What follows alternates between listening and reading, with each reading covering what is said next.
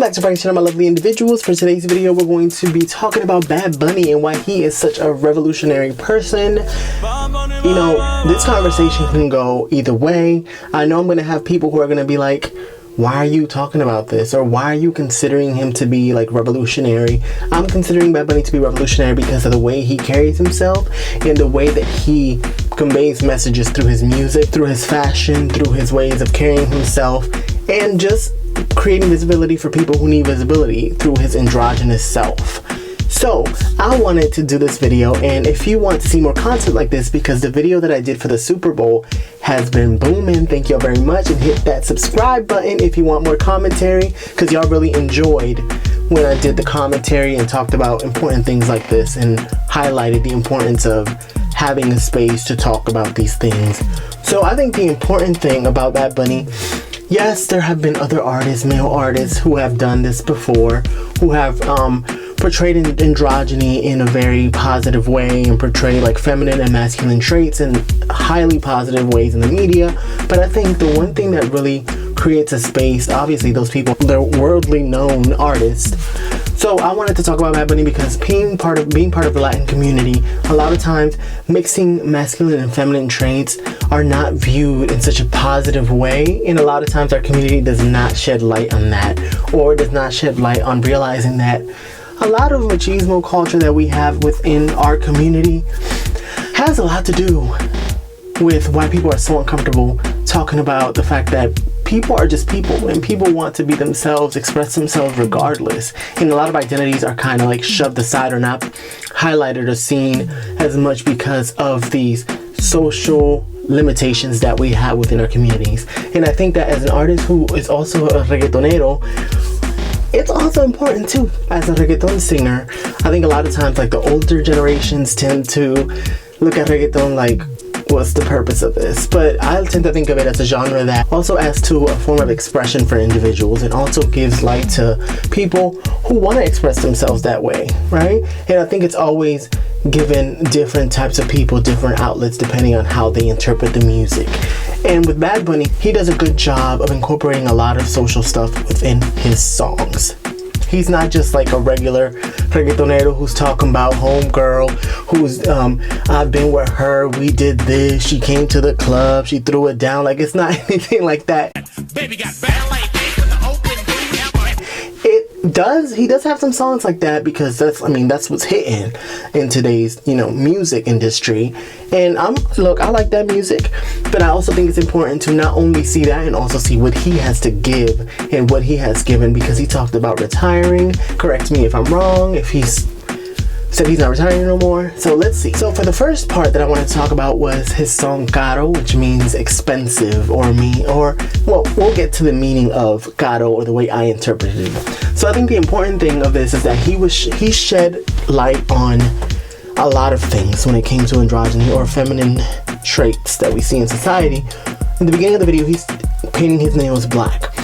I think that a lot of stuff that women do in the Latinx community are not always transferable to men. And I think that painting nails obviously is not something new, and it's not something that was first invented by Bad Bunny. No, I think Bad Bunny was shedding light and bringing several forms of visibility for men who want to paint their nails. Like, it's not just like, oh, you're painting your nails, you're gay, or you're doing your nails, you're gay, you're homosexual, like it has something to do with your sexuality, when in actuality it has nothing to do with that.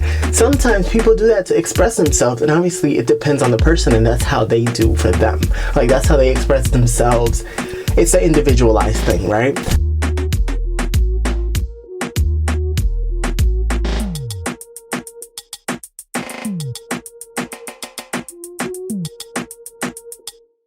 So I think it's important that as a Latinx person, he was showing like, I paint my nails, this is me, this is what I want to do, because his motto is, at the end of the day, I will do what I want to do regardless of what you think.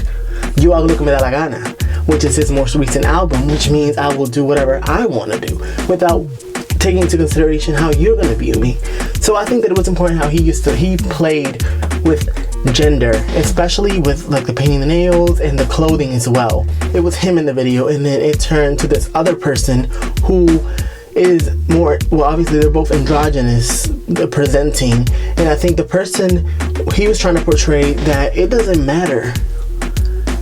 Men, women, non-binary individuals, everyone on the spectrum can dress however they want. Like, it's not about the money, it's not about what you have, it's about the creativity that you put into how you dress yourself, right? And I think that he was trying to show that, you know, people are telling me that I'm spending all this money on all these clothes, but I don't think that the meaning he wanted to give was that his clothes was expensive. He wanted to give the meaning that me expressing myself like this, me putting myself out there, is expensive, because I'm exposing myself in a community that maybe doesn't want to see me this way.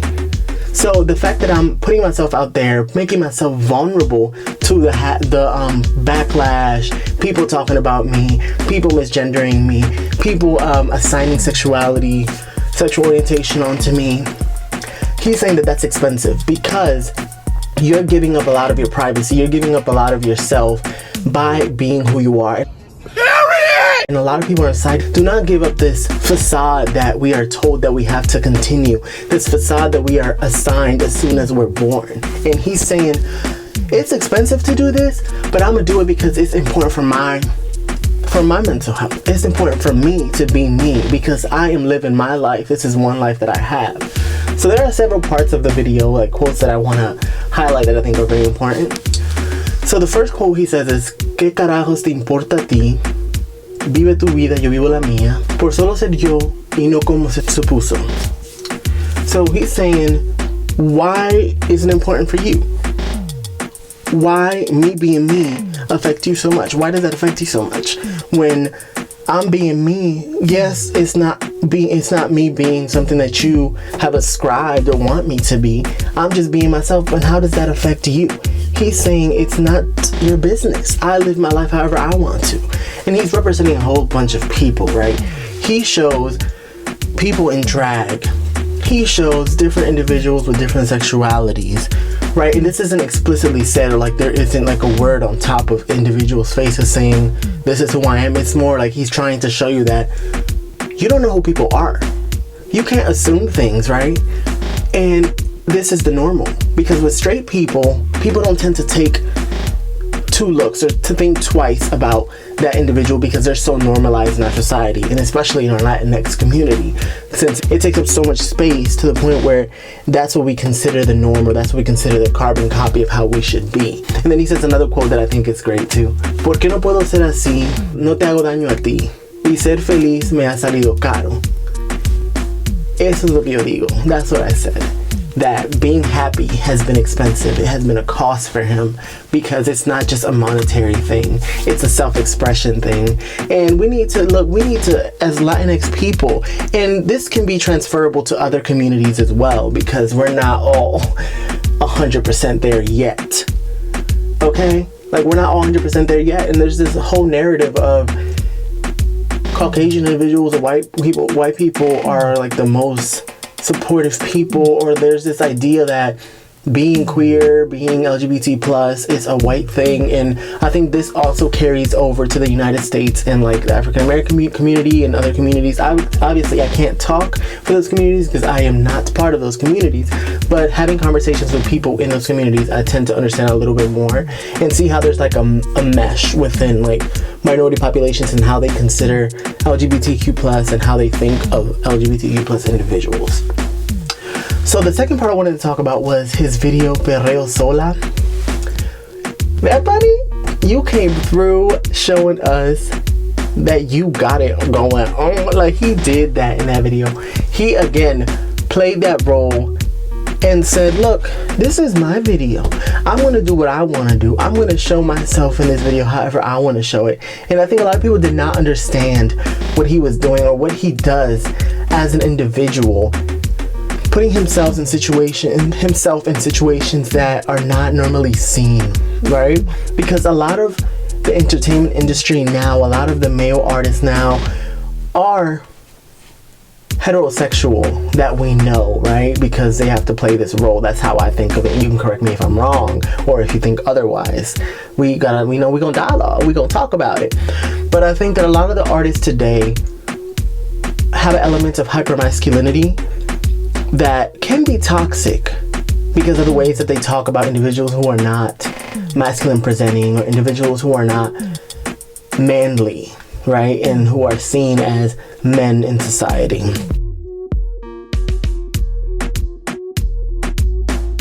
Being himself in that space creates an environment for us to reflect and think about it. And he's doing that intentionally, if you like it or not. And people still listen to his music because his music is catchy.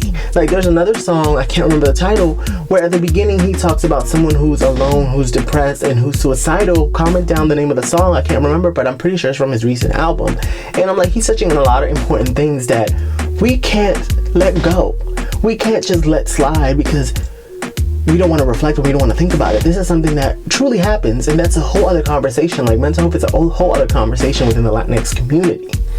So the next thing that I thought was cute, and he did that because he talked about something that truly needs to be talked about, right? And a lot of us really need to create an outlet, create spaces where we talk about these issues, just so that people can hear another perspective. When he was on the Jimmy Fallon show, Bad Bunny and Sek performed Ignorantes, which the song is titled like Ignorant People, or y'all are like the ignorant people. That's what it means. And I like how he expressed himself through his clothing. Like, he was wearing a skirt, and it was just so cute. And he was also wearing a shirt that said, "Mataron a Alexa, no un hombre con falda." So this is referring to the trans woman Alexa, who was killed in Puerto Rico in front of, I don't know if it was in front of her home, but she was killed by 3 teenagers. And she was harassed before being killed, and they found her with multiple shots. So I think that he also wanted us to see something else. Like, every time he does something, he takes it up a level. Obviously, this is a situation that happens consistently with a lot of women in our community, especially trans women. A lot of trans women are not respected in our community, and we need to realize that. And I understand, maybe y'all go unsubscribe. You can unsubscribe, go ahead, live your best life. And there's a difference between sitting down and saying, I'm transphobic, that's what it is, and then the other thing is ignoring the fact that you are, and committing crime, thinking that you're saving the population from these people who are different. You can be real with yourself, have dialogue with people and converse about these issues, and still have your point of view and say, I'm not with it. It can still be hate. Let's talk about it. It can still be hate at the end of the day, and people need to realize that you can hate, but as long as you acknowledge that you're hating, people will respect you more, versus doing messed up stuff, believing messed up stuff, and trying to conceal your true self. Like, if you're going to be hateful and ignorant, be hateful and ignorant and own it, right? Because in that way, people know who they're coming against. And I know these are hard conversations, and a lot of people are not going to agree with what I just said, but that is okay. So I appreciated that he was giving an environment and a space for Alexa, because we need to do better. We need to stand up and we need to talk about this. We need to have a space for individuals to express themselves freely. There will always be backlash regardless of what it is. I understand. People will always talk bad about you regardless of who you are. But when we get to a point where we can reflect and see what is going on systematically, what is going on in general, we can understand that there is a divide, and we can understand that individuals are different, and we need to give those people their space to just be themselves, because it's not your business and it's not your environment, and your privileged majority self cannot take up every space you walk into. That's just not it, because every space is not meant for you, but you have definitely created a space where it's not meant for us, right? So acknowledge the fact that you're doing this and the privileges that you may carry, regardless of what social identities you carry. Think about it, and think about what it means to be part of the majority. Obviously, there's a lot of factors to consider, but just think about it.